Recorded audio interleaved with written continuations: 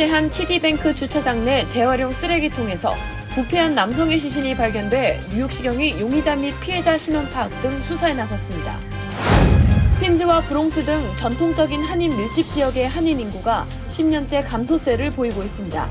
반면 뉴욕 일원 한인 인구 수는 증가했습니다. 서울시가 뉴욕시 타임스퀘어 파더 더피 스퀘어에 홍보관을 설치하고 서울시의 새 브랜드 서울 마이 소울 홍보에 나섰습니다. 한국 경찰이 마약류 관리법률 위반 혐의로 합성 대마를 플라스틱 통에 담아 밀반입한 주한 미군과 유통책 한국인 등 22명을 검거했습니다.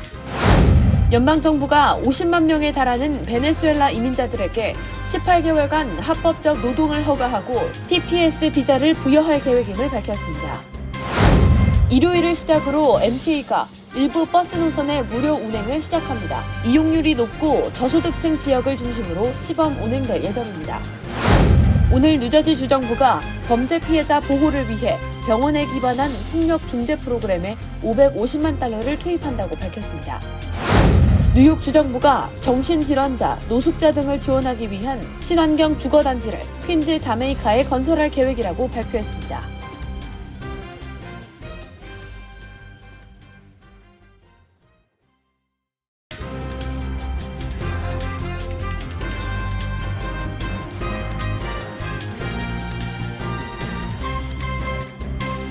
여러분 안녕하십니까? KBTV 뉴스 9 이창원입니다. 어젯밤 뉴욕시 퀸즈 한 은행 주차장 재활용 쓰레기통에서 한 남성의 시신이 발견됐습니다.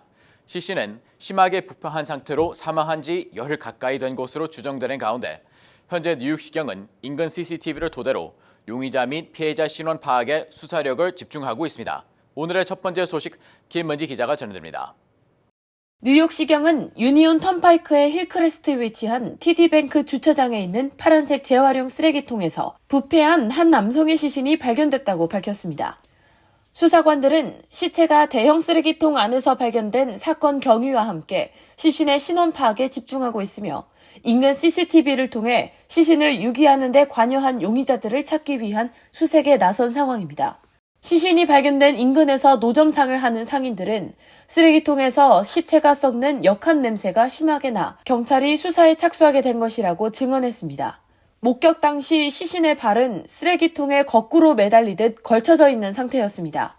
시신은 지난 9월 11일 이후 방치돼 부패되어 온 것으로 추정되며 뉴욕시경은 시신을 유기하는 모습이 담긴 CCTV 영상을 확보한 상태로 용의자 및 피해자 신원 파악에 수사력을 집중하고 있습니다. KBTV 뉴스 김은지입니다. 연방정부의 공식 인구조사인 2020년 센서스 결과 전국에 거주하는 한인 인구는 지난 10년간 약 17% 증가한 총 198만 9,519명으로 200만 명에 육박하고 있는 것으로 나타났습니다. 이런 가운데 뉴욕 일원 한인 밀집 지역으로 꼽히는 퀸즈 한인 인구는 지난 10년간 감소한 것으로 나타났습니다. 전상희 기자의 보도입니다.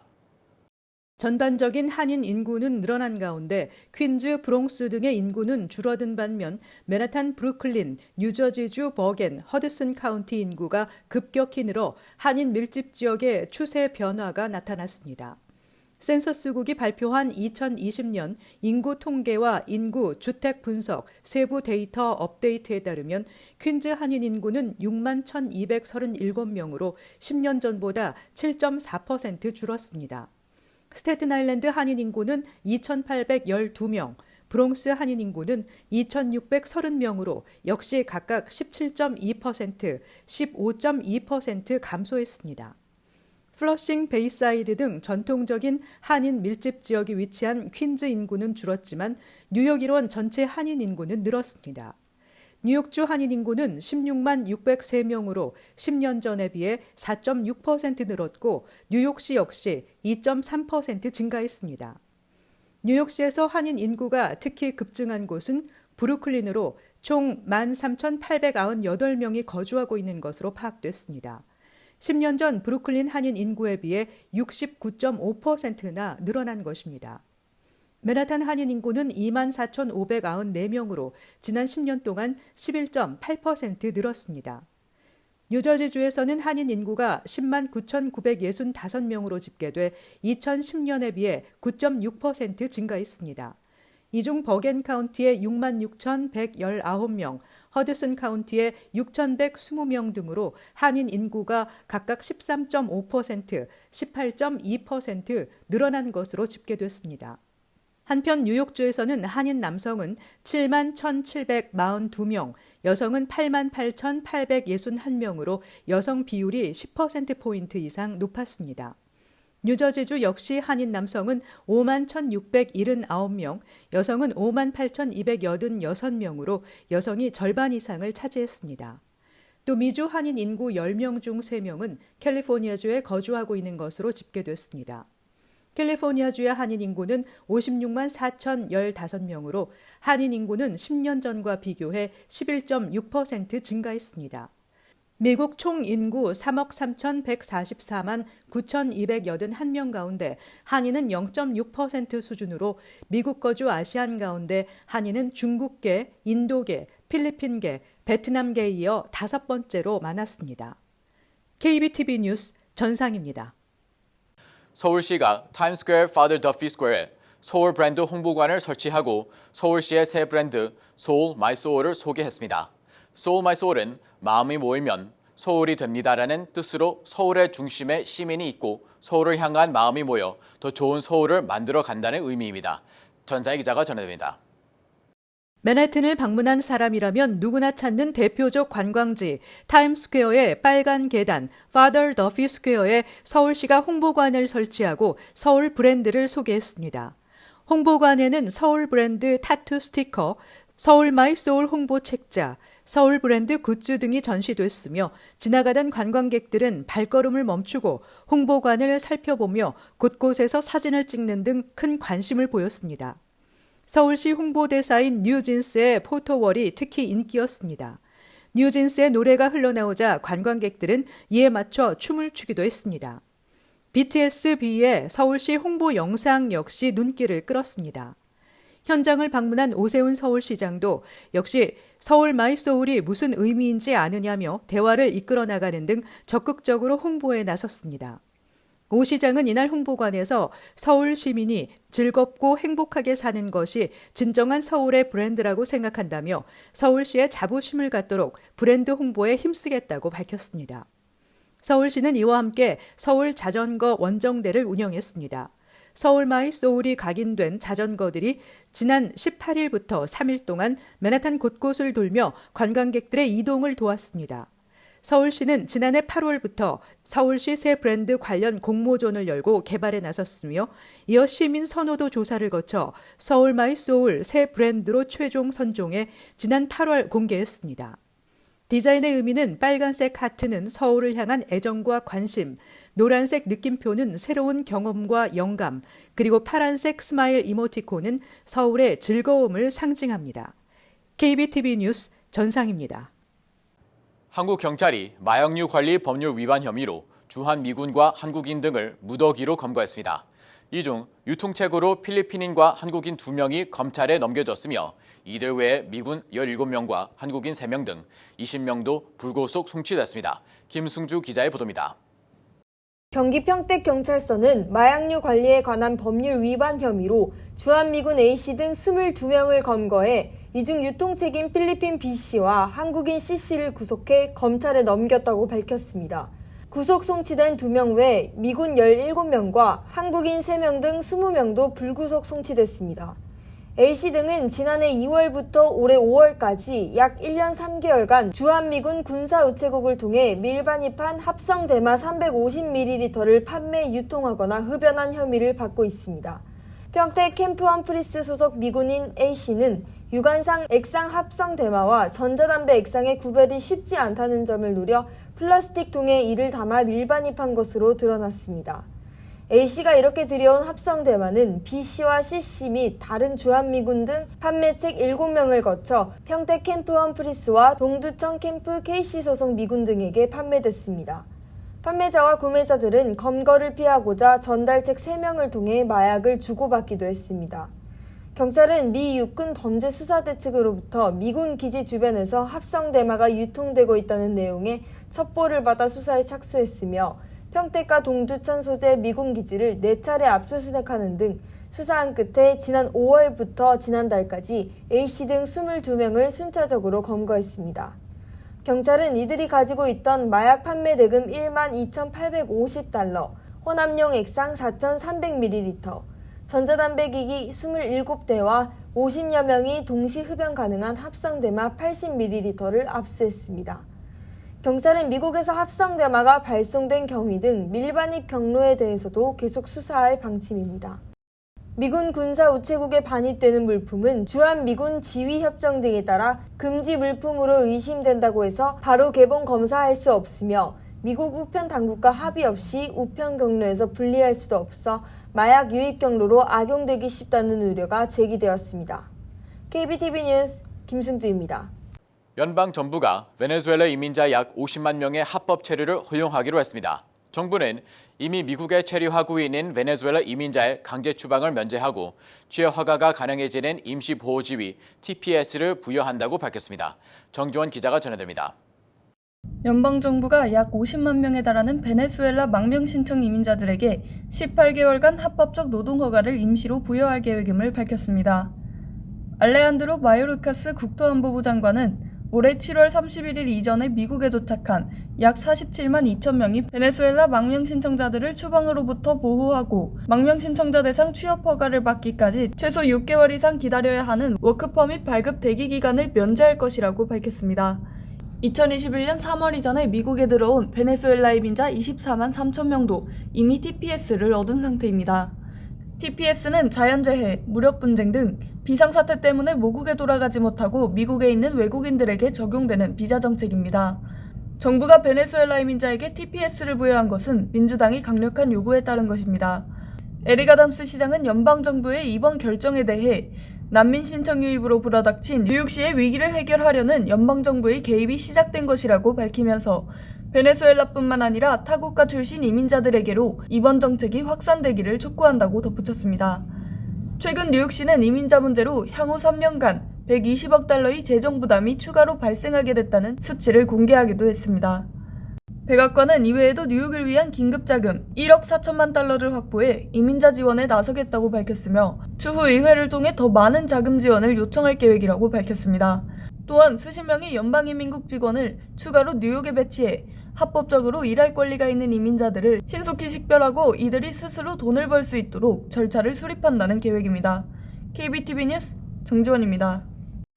이번 주 일요일 시작으로 뉴욕시 메트로폴리탄 교통공사가 5개 보로 전역에서 무료 버스 노선 운행을 시작합니다.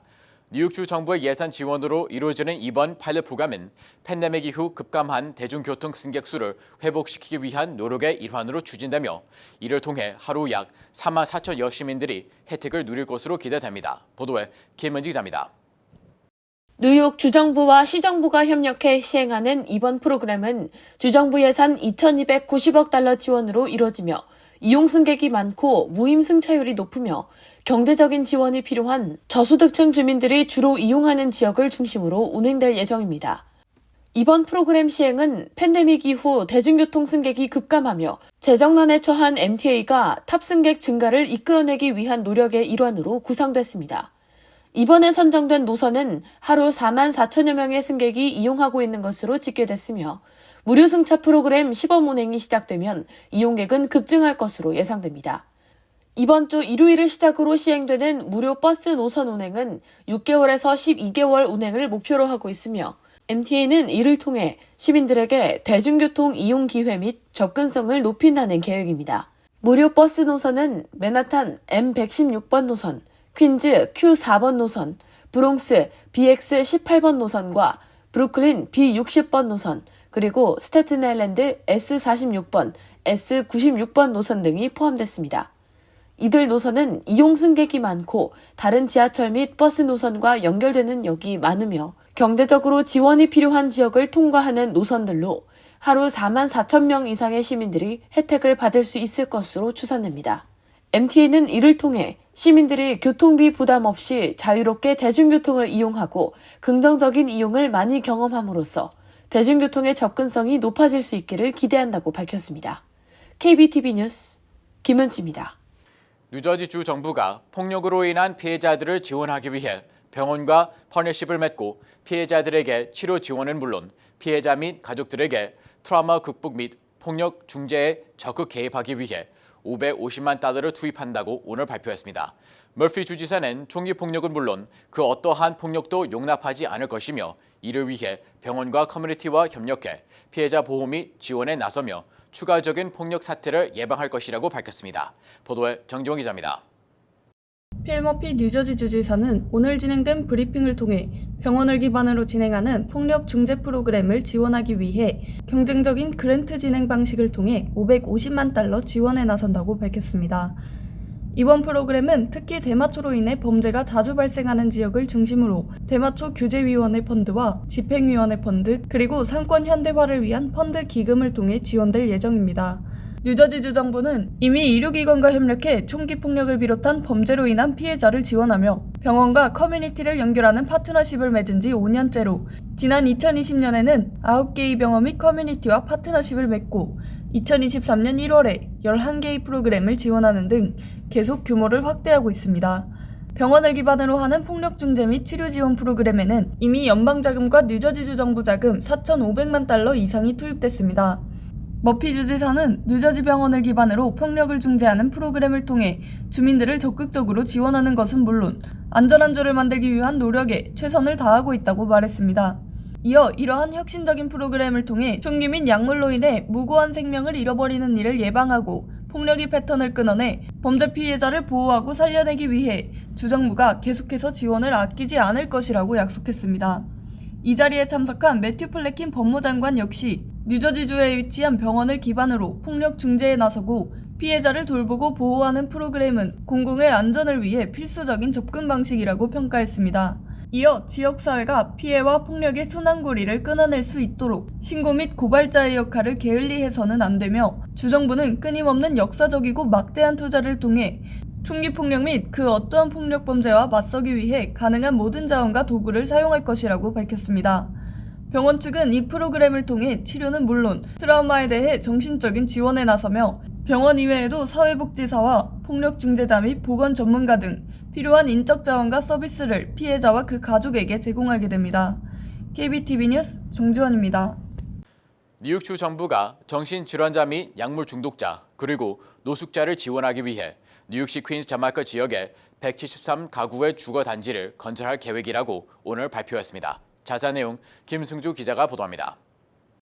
뉴욕 주정부가 오늘 뉴욕시 퀸즈 자메이카 지역에 노숙자로 생활하던 노인 지원을 위한 가구 52채를 포함해 총 173가구의 저렴한 주택 공급에 나설 방침이라고 발표했습니다. 이번 주택 공급은 뉴욕주의 에너지 효율 및 친환경 에너지로의 전환을 위한 이니셔티브의 일환으로 일체 전기 에너지를 사용하는 주택 개발로 이뤄질 예정입니다. 뉴욕주는 이를 통해 정신질환자 및 약물 중독자, 그리고 노숙자들을 지원하게 될 방침이라며 뉴욕시의 고질적인 문제인 주택가격 부담으로 인해 주거권을 잃어버린 주민들을 지원하기 위한 노력이라고 밝혔습니다. 캐시 호컬 뉴욕 주지사는 뉴욕 주정부의 확고하고 적극적인 투자로 인해 뉴욕시 퀸즈의 저소득층을 위한 주거 환경을 제공해 특히 아프고 나이가 많은 주민들이 편안하고 안전하게 생활할 수 있도록 지원할 것이라고 전했습니다. 이어 기후주간을 맞아 뉴욕주 전역이 친환경적이며 지속개발 가능한 곳으로 거듭날 수 있도록 화석에너지 사용을 줄이고 탄소 배출을 감소시키기 위해 전기에너지를 기반으로 에너지 효율을 높일 수 있는 주거환경단지를 조성할 것이라고 약속했습니다.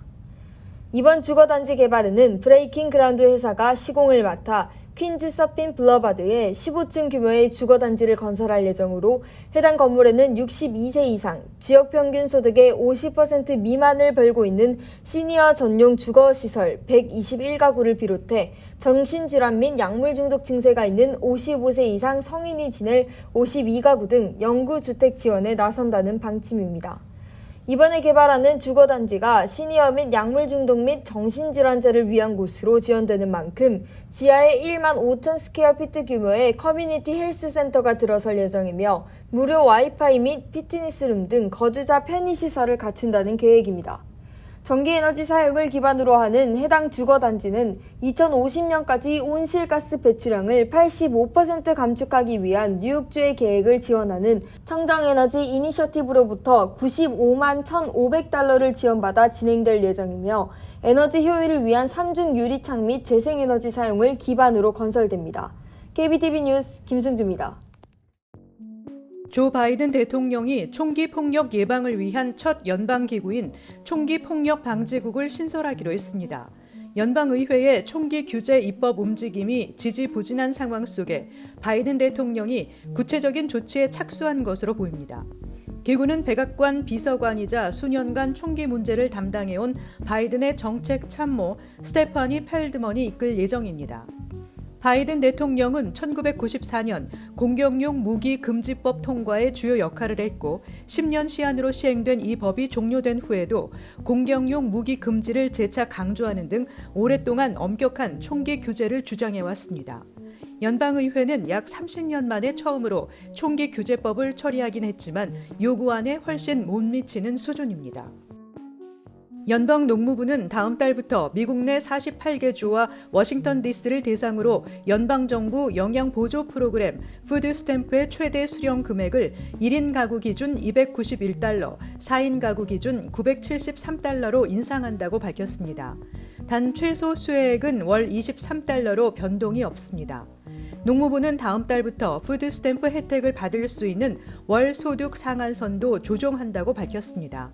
1인 가구 기준 월 소득 $1,580 이하인 경우 2인 가구는 $2,137, 3인 가구 $2,794, 4인 가구 기준 월 $3,250 이하로 기준 소득이 상향 조정됩니다.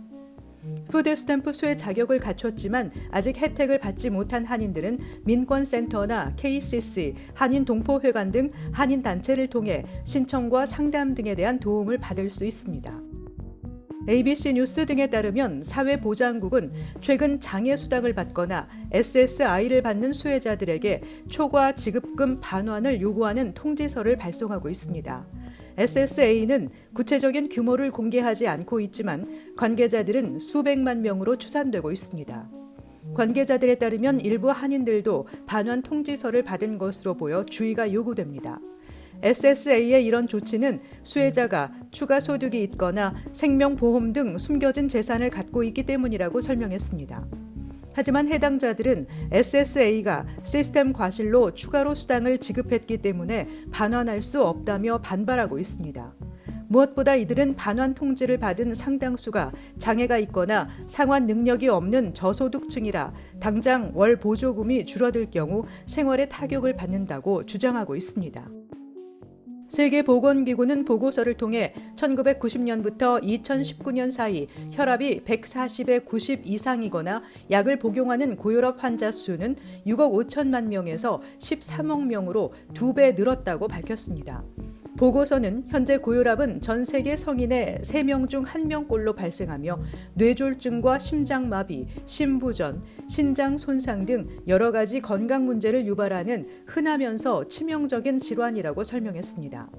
고혈압 환자의 4분의 3 이상은 저소득 및 중간소득 국가에 거주하고 있으며 전 세계 환자의 절반가량은 자신의 건강 상태를 제대로 인지하지 못하고 있다고 보고서는 전했습니다.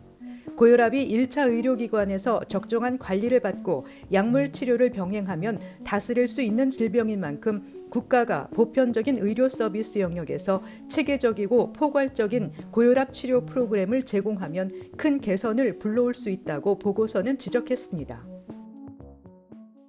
잠시 후 커뮤니티 브리핑을 전해드립니다.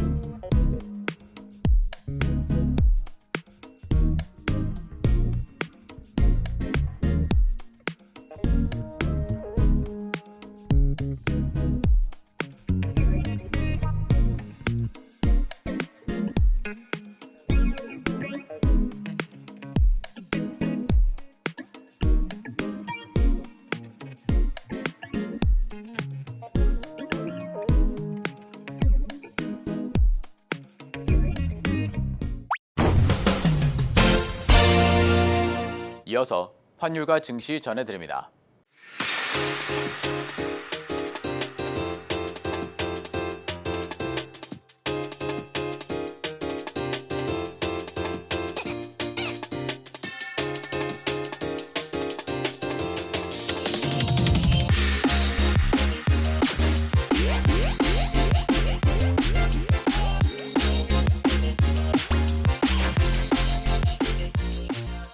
잠시 후 뉴욕과 뉴저지 날씨 전해드립니다.